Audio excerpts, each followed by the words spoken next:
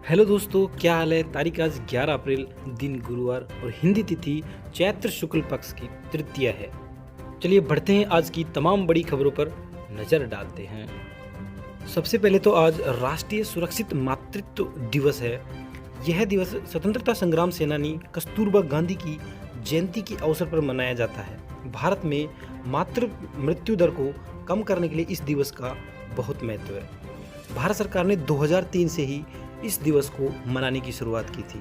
आधिकारिक तौर पर राष्ट्रीय सुरक्षित मातृत्व दिवस घोषित करने वाला दुनिया का पहला देश भारत ही है। चलिए अगली बड़ी खबर देखते हैं। भारत में मैन्युफैक्चरिंग प्लांट के लिए रिलायंस से बात कर रही है टेस्ला। एक रिपोर्ट के अनुसार द हिंदू बिजनेस लाइन्स की रिपोर्ट के मुताबिक भारत में अपने मैन्युफैक्चरिंग प्लांट के निर्माण के लिए अरबपति एलन मस्क की टेस्ला मुकेश अंबानी की रिलायंस इंडस्ट्रीज लिमिटेड के साथ बातचीत कर रही है, जो अभी शुरुआती चरण में है। जॉइंट वेंचर के तहत भारत में अपने ऑपरेशंस शुरू करने के लिए टेस्ला एक लोकल पार्टनर चाहती है। चलिए अगली खबर देखते हैं दोस्तों। इस माह भारत की यात्रा के दौरान भारत के प्रधानमंत्री नरेंद्र मोदी से मिलेंगे टेस्ला के मालिक मस्क।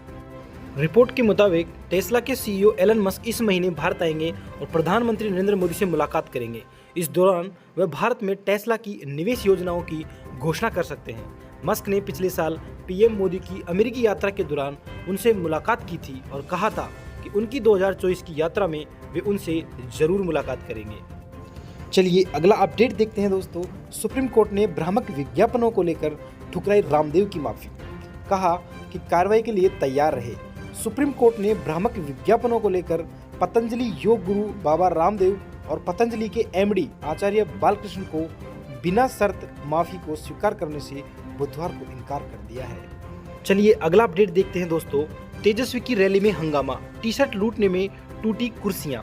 बिहार के औरंगाबाद के रफीगंज में आयोजित नेता प्रतिपक्ष तेजस्वी यादव की चुनावी सभा में अफरा तफरी का नजारा देखने को मिला और टी शर्ट की लूट हो गई।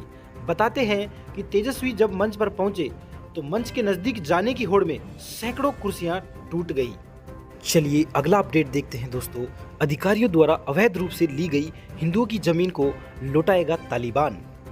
दरअसल तालिबान ने कहा है कि उसने अफगानिस्तान में हिंदू और सिख समुदाय के विस्थापित लोगों को उनकी संपत्ति लौटाने की पहल शुरू की है। वहां पिछले शासनकाल में वॉरलॉर्ड्स अधिकारियों द्वारा अवैध रूप से ली गई संपत्तियों को लौटाने के लिए एक आयोग का गठन किया गया है। अफगानिस्तान में हिंदू और सिख समुदाय की आबादी लगभग 1% है। तो चलिए अगला अपडेट है दोस्तों। दिल्ली में 72,000 रुपये हुआ 10 ग्राम सोने का भाव। चांदी की कीमतों में भी उछाल। दरअसल दिल्ली में सोने की कीमतें 160 रुपये बढ़कर 72,000 रुपये प्रति 10 ग्राम के उच्चतम स्तर पर पहुंच गई है। मंगलवार को ये रिकॉर्ड 71,840 रुपये प्रति 10 ग्राम पर बंद हुआ था। सोने के अलावा चांदी की कीमत में भी 200 रुपये की तेजी के साथ 84,700 रुपये प्रति किलोग्राम की नई रिकॉर्ड ऊंचाई पहुंच गई है। और दोस्तों वीडियो अगर आपको पसंद आ रही है तो प्लीज़ चैनल को सब्सक्राइब करें और ज़्यादा से ज़्यादा लोगों तक पहुंचाएं ताकि ये इन्फॉर्मेटिव वीडियो हर किसी के पास पहुंचे। चलिए आगे बढ़ते हैं। पीएम मोदी ने ईद की दी बधाई, कहा कि इस मौके पर करुणा व शांति की भावना को और फैलाएं। चलिए एक और बड़ी खबर आ रही है दोस्तों। भारत चीन सीमा विवाद को लेकर प्रधानमंत्री नरेंद्र मोदी ने कहा कि हमें तत्काल समाधान चाहिए। दरअसल न्यूज़वीक मैगजीन को दिए एक इंटरव्यू में प्रधानमंत्री नरेंद्र मोदी ने कहा है कि मेरा मानना है कि हमें अपनी सीमाओं पर लंबे समय से जारी स्थिति को लेकर तत्काल समाधान की जरूरत है ताकि हमारी द्विपक्षीय बातचीत में आई दिक्कतें पीछे छोड़ी जा सके। उन्होंने कहा कि दोनों देशों के बीच स्थिर और शांतिपूर्ण संबंध पूरी दुनिया के लिए महत्वपूर्ण है। चलिए आगे देखते हैं। फैक्ट्री में लगी भीषण आग, नजदीकी गांव को कराया गया खाली। अलवर राजस्थान में बुधवार को शाही बनाने वाली फैक्ट्री में भीषण आग लगने से वहां रखे केमिकल से भरे कई ड्रम फट गए। दमकल विभाग की नई गाड़ियां आग पर काबू पाने में जुटी हैं। एक अधिकारी के मुताबिक नजदीकी गांव को खाली करवाकर लोग दूसरी जगह पे शिफ्ट हो रहे हैं और आग लगने की वजह शॉर्ट सर्किट बताई जा रही है।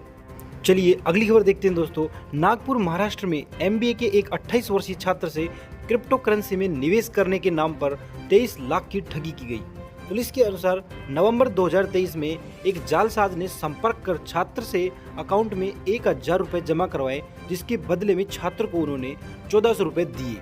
इसके बाद छात्र ने जालसाज के खाते में 23 लाख रुपए जमा करा दिए कि वो और मिला करके उसको देंगे, और उन्होंने दोस्तों 23 लाख रुपए जब्त कर दिए। इसीलिए दोस्तों मैं आपसे कहता हूँ कि साइबर क्राइम बहुत ज़्यादा बढ़ रहा है, कृपया सावधान रहें और सतर्क रहें। और वहीं इस साल चांद पर लैंड होगा चंद्रयान 4, इसरो ने दिया बड़ा अपडेट। दरअसल इसरो के जो प्रमुख हैं एस सोमनाथ ने एक संबोधन में कहा है कि चंद्रयान 4 मिशन विकास की प्रक्रिया में है, जो देश के मून एक्सप्लोरेशन को आगे बढ़ाएगा। एक संवाददाता सम्मेलन को संबोधित करते हुए एस सोमनाथन ने कहा कि माननीय प्रधानमंत्री मोदी जी ने घोषणा की है कि 2040 में एक भारतीय चंद्रमा पर उतरेगा, इसलिए इसरो लगातार इस पर कार्य कर रहा है। दरअसल जवान दिखने के लिए अमेरिकी मिलीनियर ब्रायन जॉनसन ने अपने फिजिकल ट्रांसफॉर्मेशन की तस्वीर ट्वीट कर शेयर की है। इन तस्वीरों में से सबसे पहली जो तस्वीर है वो 2018 की है, दूसरी 2023 की और तीसरी 2024 की है।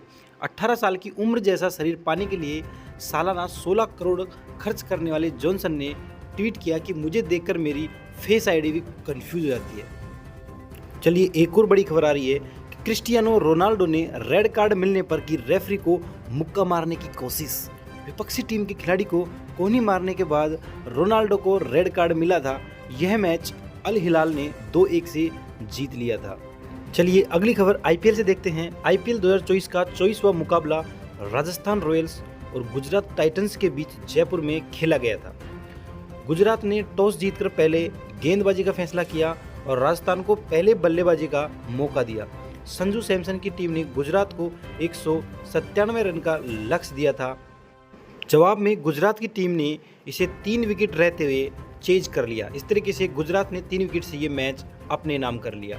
चलिए तो गाइज अब न्यूज़ रूम को देते हैं विराम, और जिन लोगों ने अभी तक चैनल को सब्सक्राइब नहीं किया है प्लीज़ चैनल को सब्सक्राइब करें और ज़्यादा से ज़्यादा लोगों तक इसको पहुँचाएँ, ताकि ऐसी इन्फॉर्मेटिव वीडियो सभी लोगों के पास पहुँच सके। और मिलते हैं कल सेम टाइम पर। अपना ख्याल रखना। जय हिंद, जय भारत, वंदे मातरम।